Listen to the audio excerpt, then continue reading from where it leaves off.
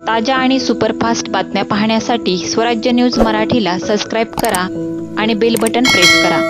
विख्यात मेंदूविकार तज्ञ डॉक्टर शिरीष वळसंकरांच्या आत्महत्येनंतर दिवसेंदिवस गूढ वाढत चालले आहे। या प्रकरणी पोलीस कोठडीत असलेल्या मनीषा माने मुसळे हिचे वकील प्रशांत नवगिरे यांनी सवाल उपस्थित केले आहेत। डॉक्टरांच्या शवविच्छेदनाच्या वेळी सुसाईड नोट सापडली।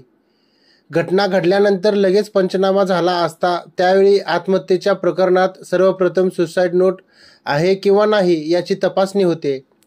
त्याची तपासणी केली नाही काय, हा प्रश्न अनुत्तरित असल्याचे मत नवगिरे यांनी व्यक्त केले।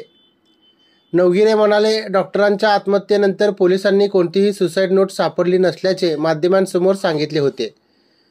मात्र त्यानंतर अचानक शवविच्छेदन करताना सुसाईड नोट सापडली। त्या सुसाईड नोटनुसार मनीषा माने मुसळेस अटक करण्यात आली असे सांगण्यात आले। त्यामुळे सुसाईड नोट आत्महत्या झाल्यानंतर न सापडता नंतर कशी काय सापडली, हा प्रश्न अनुत्तरित आहे। आत्महत्येच्या प्रकरणामुळे पहिल्यांदा सुसाईड नोट आहे अथवा नाही याची तपासणी केली जाते असे त्यांचे म्हणणे आहे। 17 तारखेला मनीषा मुसळे यांनी डॉक्टरांना मेल केला असा आरोप आहे। या मेलमधील मजकुरामुळे ते व्यथित झाले होते। या FIR मध्ये नमूद केल्याप्रमाणे डॉक्टरांनी मनीषाला हॉस्पिटलमध्ये बोलावून घेतले होते। त्यावेळी त्यांनी माफी देखील मागितली होती। त्यामुळे नेमकी कोणत्या कारणामुळे आत्महत्या केली, हा प्रश्न देखील अनुत्तरित आहे असे ॲडव्होकेट नवगिरे यांनी स्पष्ट केले।